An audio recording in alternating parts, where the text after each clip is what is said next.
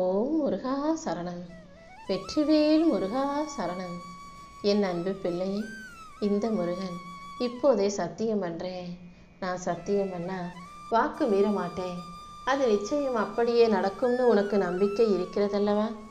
நம்பிக்கையோடு நான் சொன்னதை கேட்டினா கண்டிப்பாக இதை கேட்டு முடித்த மறு நிமிஷம் உன் வாழ்க்கையில் ஒரு மிகப்பெரிய அதிசயம் நடக்கும்.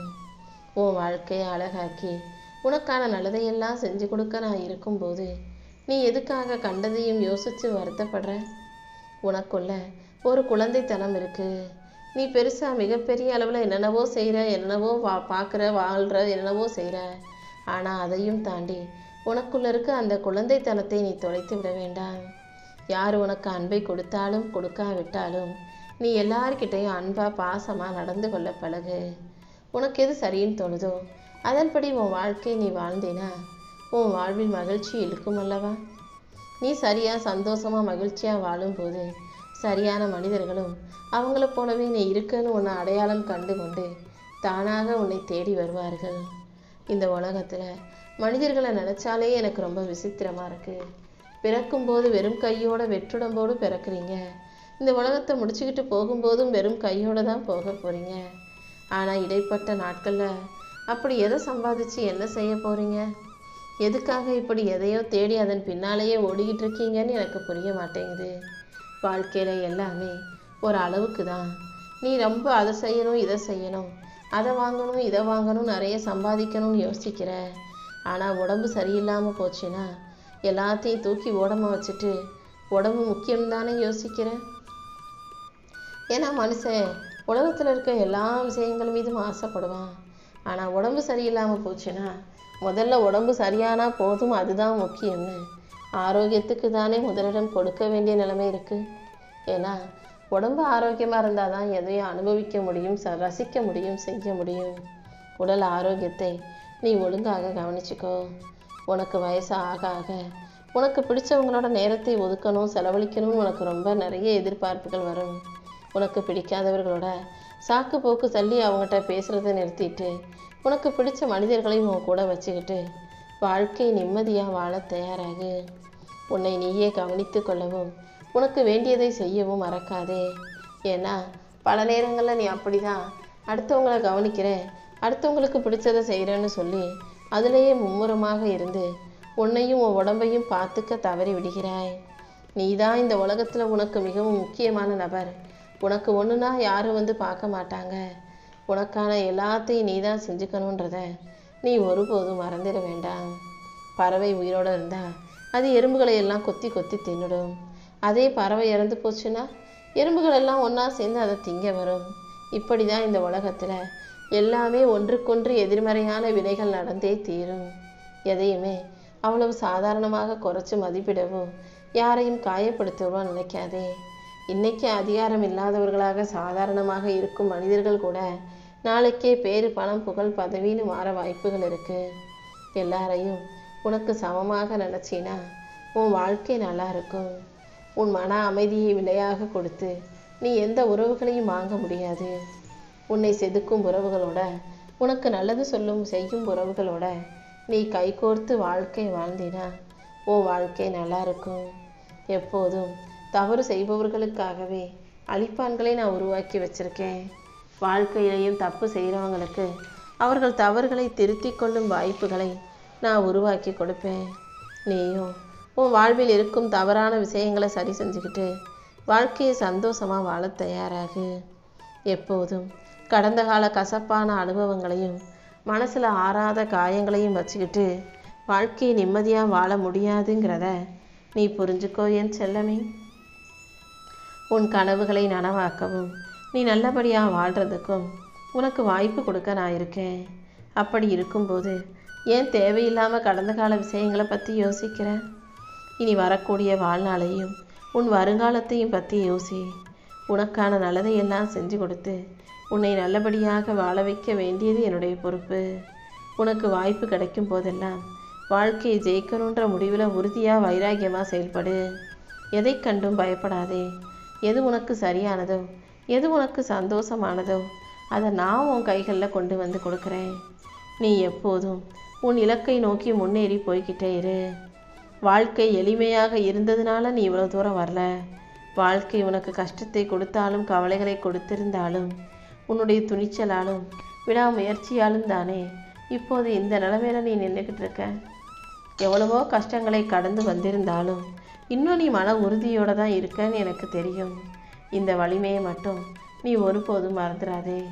கூடிய சீக்கிரம் உன் மன உறுதிக்கு ஏற்றாற் போல உனக்கான மகிழ்ச்சியை நான் மிகப்பெரிய அளவில் கொடுக்க போகிறேன். எங்கேயாவது அவ்வப்போது நேரம் ஒதுக்கி வெளியே எங்கேயாவது போய் மனசை சந்தோஷமாக வச்சுக்க தயங்காதே. வெளியே போய் காசு செலவு செய்யணுமேனு பயப்படாதே. ஏன்னா இப்போ வயசு இருக்கும்போது இளமையில் நடுத்தர வயசில் ஓடி ஆடி சம்பாதிச்சிட்ற. வேலைக்கு போகிறத தவிர வேறு எங்கேயுமே போகவும் மாட்ற. நாளைக்கு வயசாகும்போது நம்ம வாழ்க்கையில் என்னவெல்லாம் செஞ்சோன்னு யோசிக்கும்போது வேலைக்கு போகிறத தவிர எதுவுமே செய்யலையான்னு ஒரு வெறுப்போ சலிப்போ உனக்கு வந்துடக்கூடாது. அந்த நிலைமை உனக்கு வரக்கூடாதுன்னா இப்போதே அவ்வப்போது கொஞ்சம் நேரம் ஒதுக்கி வெளியே எங்கேயாவது போயிட்டு வா. உனக்கு பிடிச்சதை உனக்காக வாங்கிக்கோ, சாப்பிட்டுக்கோ, செஞ்சுக்கோ. அதன் மூலமாக உன் வாழ்க்கை நல்லதா, நிறைவானதா, நிம்மதி உள்ளதாக இருக்கும் என் செல்லமே. நீ மகிழ்ச்சியாக இருக்கணும் நீயாக முடிவெடுக்காத வரைக்கும் எந்த விஷயமும் உன்னை மகிழ்ச்சியாக்க முடியாது. வேறு எந்த நபரும் உனக்கு மகிழ்ச்சியை கொடுக்கவும் முடியாது.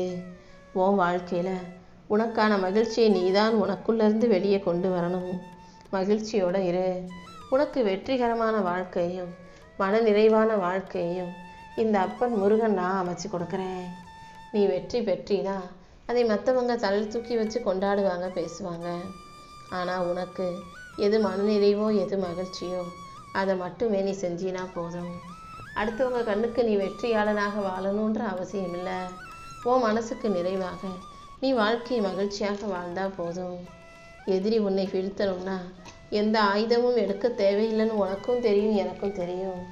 கொஞ்சம் உன்னை கோவப்படுத்தி சீண்டி விட்டாலே நீ எதையாவது செஞ்சு எனத்தையாவது பேசி நீயாகவே அழிந்து போயிடுவாய் அல்லவா? அதனால் உன் வாழ்க்கையில் அழிவுக்கு காரணமாக இருக்கும் உன் கோபத்தை தூக்கி போட்டுட்டு நிதானமாக இரு. அந்த நிதானம் நிச்சயம் உன்னை பலசாலியாக மாற்றும். நீ அதிகமாக சிரிக்க வேண்டாம், அதிகமாக அதிகாரம் செய்யவும் வேண்டாம். அமைதியாக பேசு, பொறுமையாக பேசு. மரியாதை குறைவாக யாராவது உன்னை நடத்தும் போது நீ அதை சகிச்சுக்கிட்டு இருக்கணுன்ற எந்த அவசியமும் இல்லை. யாராவது உன்னை அவமதித்தால் இதுவே கடைசி முறையாக இருக்கட்டும்ன்ற மாதிரி நீ பார்த்து நடந்துக்கும்.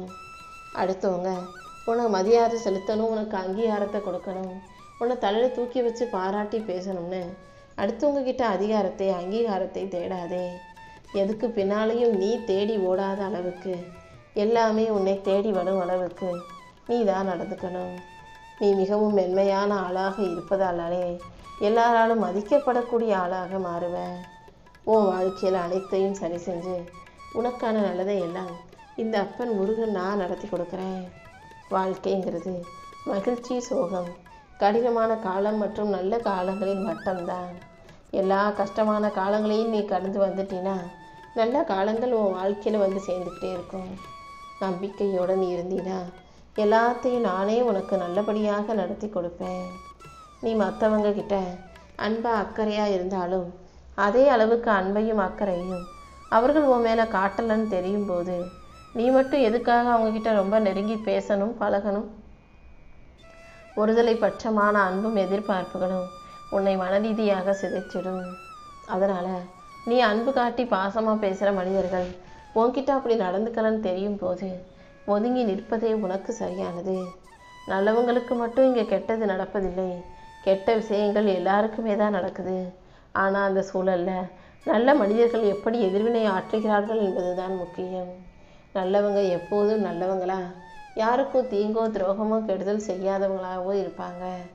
நீயும் அப்படிப்பட்ட நல்லவர்களை தேர்ந்தெடு. அவங்கள உன் கூட வச்சுக்கிட்டினா உன் வாழ்க்கை அழகாக இருக்கும். வாழ்க்கை உன்னை திருப்பி சென்று கடந்த காலத்தில் நீ செய்த தவறுகளை திருத்தி கொள்ள அனுமதிக்காது தானே? அப்புறம் என்ன? ஒவ்வொரு நாளையும் நீ கடந்த காலத்தை விட சிறப்பாக வாழ முடிவிடு. உன் வாழ்க்கையில் ஏற்கனவே பாதி வருஷத்தை நீ அடுத்தவங்களுக்காக நல்லவனாக நடிச்சிட்டே கலந்து வந்துட்ட.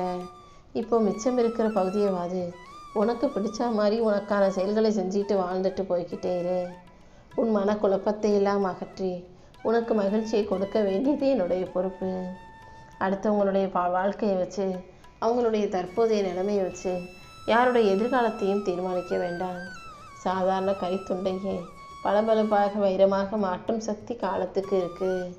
காலம் ஆக ஆக, வயசு ஆக ஆக, 100 வருஷம் 200 வருஷம் கழிச்சு பூமிக்கு அடியில் புதைஞ்சிருக்கிற அந்த கறி துண்டு தானே கனிம துண்டாக வைரமாக மாறி பளபளப்பா மதிப்புள்ளதா மாறுது. கண்டிப்பா நீயும் பொறுமையாக இருந்தீனா உன் வாழ்க்கையிலையும் மதிப்பும் மரியாதையும் உயரும். கடல் நீர் எப்போதும் கப்பலுக்கு வெளியே இருந்தாதான் அழகு, பாதுகாப்பு பார்க்கறதுக்கு நல்லா இருக்கும். கடலுக்குள்ளேயோ அல்லது கப்பலுக்குள்ளேயோ அந்த கடல் நீர் வரும்போது அது பேராபத்தை அல்லவா விளைவிக்கும். அதனால தேவைக்கு அதிகமாக எதையும் சேர்த்து வச்சு நீ கஷ்டப்படாத. இருக்கதை கொண்டு நிறைவாக வாழ தயாராகு. உன்னுடைய நல்ல நினைவுகள், கடந்த கால நல்ல நிகழ்வுகள் எவ்வளவோ இருக்கும்போது ஏன் தேவையில்லாமல் அழுததையும் வருத்தப்பட்டதையும் பற்றி மட்டுமே பேசுகிற? நீ சிரித்த நாட்களையும் சந்தோஷமாக வாழ்ந்த நாட்களையும் பற்றி யோசி. நச்சுத்தனமான கெட்டதை செய்யக்கூடிய ஒரு உறவை உன் பக்கத்தில் வச்சுக்காம நல்லதை மட்டுமே நினச்சி நல்லதை செய்யக்கூடிய ஆரோக்கியமான உறவுகளையும் உன் பக்கத்தில் வச்சுக்கோ. உன்னை அதிகமாக சோதிக்கும், உன் மனசை கஷ்டப்படுத்தும் எந்த விஷயத்துக்கும் உன் வாழ்க்கையில் நீ இடம் கொடுக்க வேண்டாம். உனக்கான உண்மையை நிலைநாட்டி உன் வாழ்க்கையில் வெற்றியை கொடுத்து உன்னை நல்லபடியாக வாழ வைக்க நான் இருக்கும்போது நீ எதுக்காகவும் வருத்தப்படாத. ஒரு கண்ணாடியை பிடிச்சிக்கிட்டு உன் குறைகளை பற்றி அதுக்கிட்ட சொன்னீன்னா அது பல விதத்தில் தானே அந்த கண்ணாடி அதை எதிரொலிக்கும். அதே போல தான் உன் வாழ்க்கையில் இருக்க கஷ்டத்தையோ பிரச்சனையோ அடுத்தவங்ககிட்ட போய் நீ சொல்லும்போது அவர்கள் அதை பலவிதமாக பல்வேறு விஷயங்களை பல்வேறு விதத்தில் பல்வேறு மனிதர்களிடம் போய் சேர்த்து உன்னை பற்றின ஒரு தப்பான அபிப்பிராயத்தை உருவாக்கிடுவாங்க. உன் வாழ்க்கையில் நடக்கிற எதையும் யாரிடமும் பகிர்ந்து கொள்ள வேண்டாம். உன் குணத்தையோ பொருளாதாரத்தையோ அல்லது உன் உறவுகளையோ ஒரு முறை கூட நீ எந்த விதத்திலும் தவறாக தாழ்வாக நடத்திடக்கூடாது. உன் வாழ்க்கையில் நல்லதை நடத்தி கொடுத்து உன்னை நல்லபடியாக வாழ வைக்க இந்த முருகன் இருக்கும்போது நீ அமைதியாகவே இருந்துட்டு போ என் செல்லமே. உன்னுடைய உணர்வுகளை யாரும் புரிஞ்சுக்கல. நீ என்ன நினைக்கிற, நீ என்ன செய்கிறன்னு, என்ன சொல்ல வர்றங்கிறத யாரும் புரிஞ்சுக்காத போது நீ அமைதியாக இரு. உன் வாழ்க்கை முழுவதையும் இந்த அப்பன் முருகன் நான் ஏன் பொறுப்பில் எடுத்துக்கிறேன்.